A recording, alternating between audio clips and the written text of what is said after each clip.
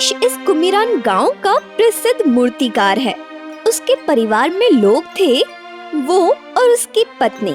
एक समय जगदीश का नाम न केवल गांव में बल्कि आसपास के गांव में भी काफी मशहूर था। लेकिन समय के साथ साथ फीका पड़ गया। अब वो बूढ़ा हो गया। अब उसके हाथ पैर भी काम नहीं करते थे, इसलिए अब उसे मूर्ति बनाने का काम भी नहीं मिलता था। अब पति पत्नी छोटी छोटी मूर्तियां बनाकर अपना जीवन यापन करते थे।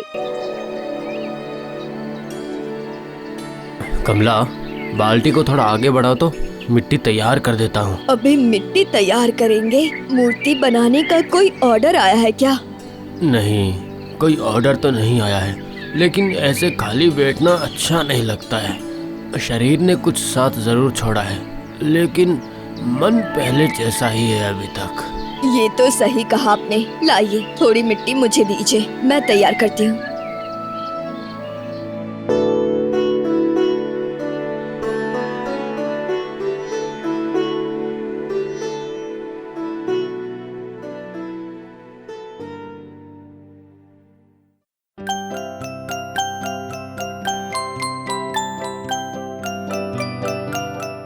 जगदीश, घर पे हो क्या?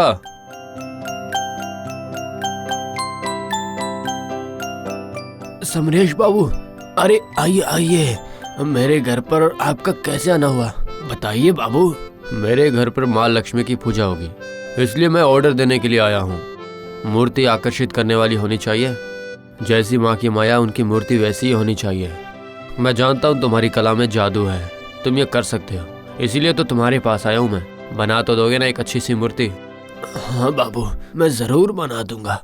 ठीक है, फिर ये लो, मूर्ति के ऑर्डर के तौर पर कुछ पैसे दे रहा हूँ पहले ही।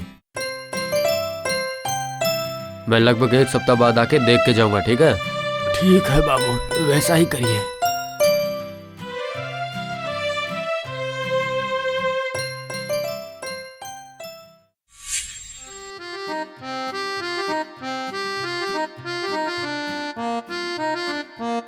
आखिरकार माँ का बायना आ ही गया। कुछ दिनों से आप उदास थे ना, देखिए माँ खुद हमारे पास चल कर आई। बिल्कुल सही कहा। मैं कल सुबह से मूर्ति बनाना शुरू कर दूंगा। समरेश बाबू अगले सप्ताह मूर्ति देखने आएंगे। हाँ, सही कहा, कल से ही हम लोग काम शुरू कर देंगे।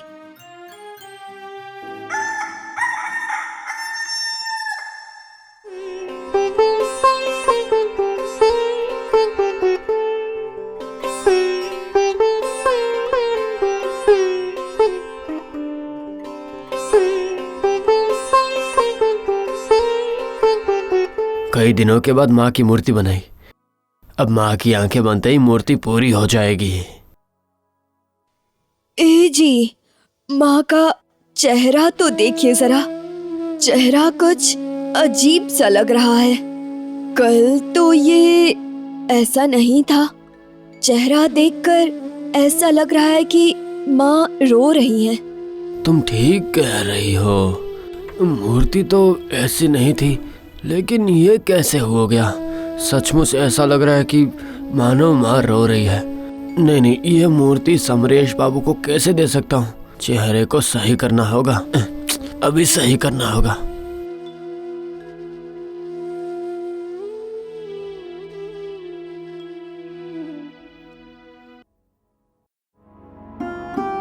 देखो, अब ठीक है, एक बार देख तो लो। हाँ, अब ये ठीक है। चलो फिर हम अंदर चलते हैं। रात बहुत हो गई है, कल सुबह उठकर बाकी का काम करूंगा।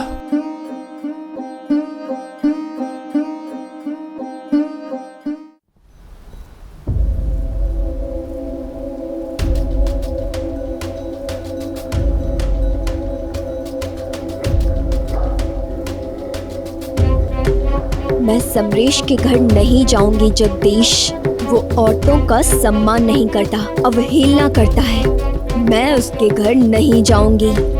मुझे वहां रहने में पीड़ा होती है।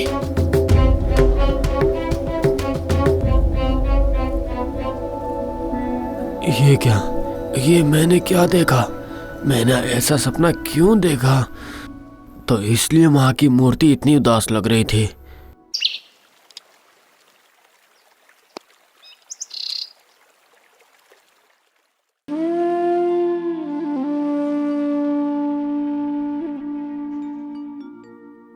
देख रही हो कमला, माँ का चेहरा कितना उदास हो गया है। मैंने तो तुम्हें अपने सपने के बारे में बताया था, तो क्या माँ मेरे सपने के जरिए मुझे कुछ बताना चाहती है क्या?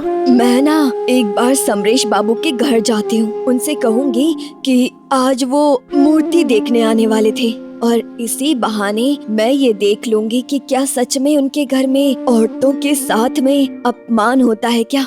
आपने जो सुबह सपना देखा उसका सच में कोई अस्तित्व है कि नहीं।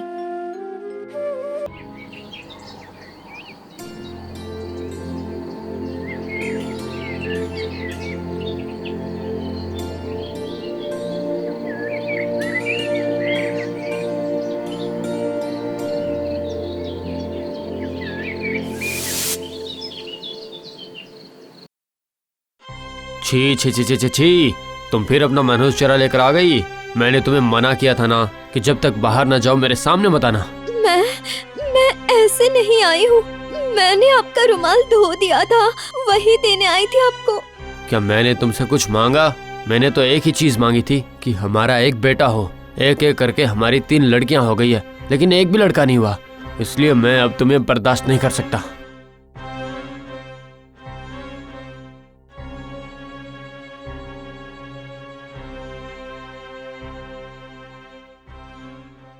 पिताजी पिताजी देखो तो मैंने एक फूल बनाया है।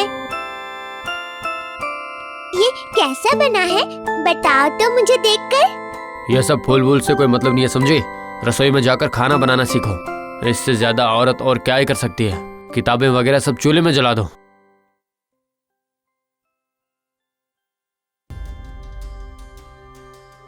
अगर 3 बेटियों की जगह मेरा एक बेटा हो जाता तो उफ, मेरी किस्मत कितनी खराब है। छी छी छी, समरेश बाबू ऐसे हैं, लड़कियों को इंसान ही नहीं समझते, अपनी ही बीवी और बेटी के साथ ऐसा व्यवहार करते हैं। इस घर में जाने से तो मुझे घिन आ रही है। माँ कैसे आएंगे यहाँ पर? मैं ना समरेश बाबू के घर ना जाकर वापस जाती हूँ।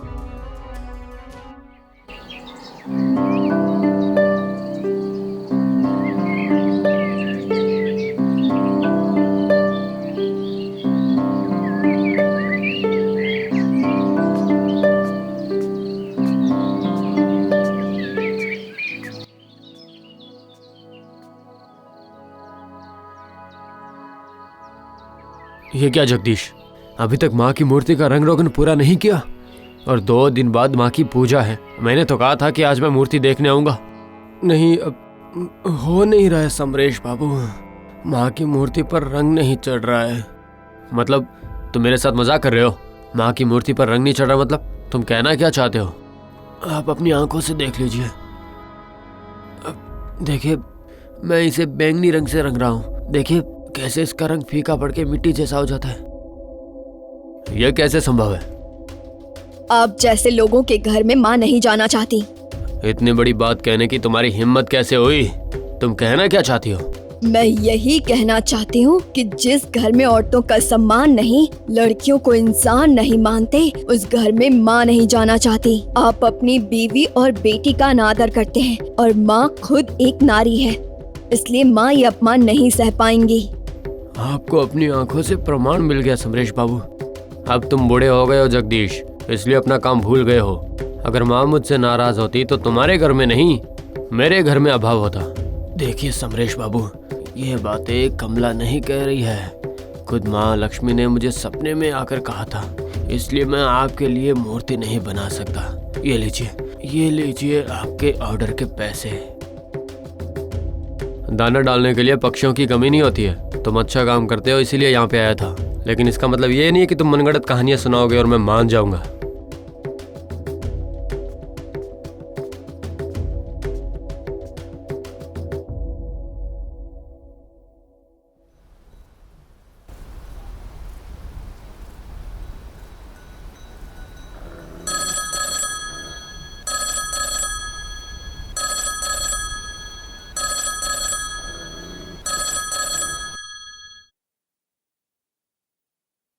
हेलो।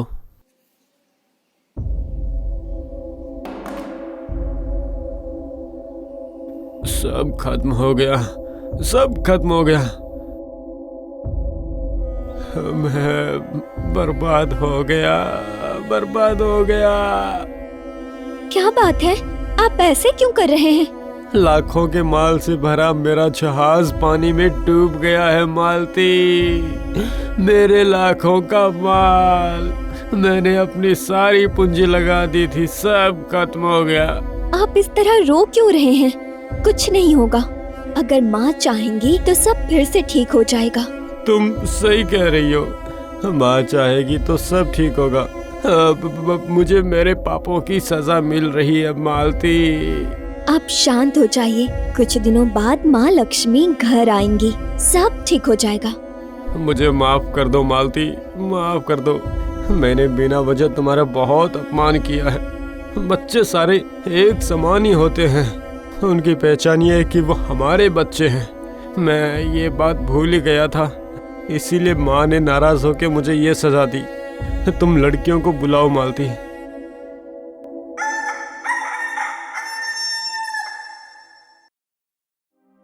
जगदीश, मुझे माफ कर दो। मैंने पैसों के अहंकार में आकर बहुत बड़ी भूल कर दी है। हो सके तो माफ कर दो।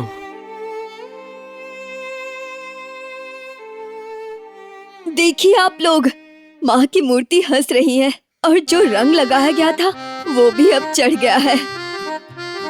तो माँ ने आपको माफ कर दिया है समरेश बाबू। भैया, आप पूरा रंग चढ़ा दीजिए, हम माँ को लेकर घर जाएंगे।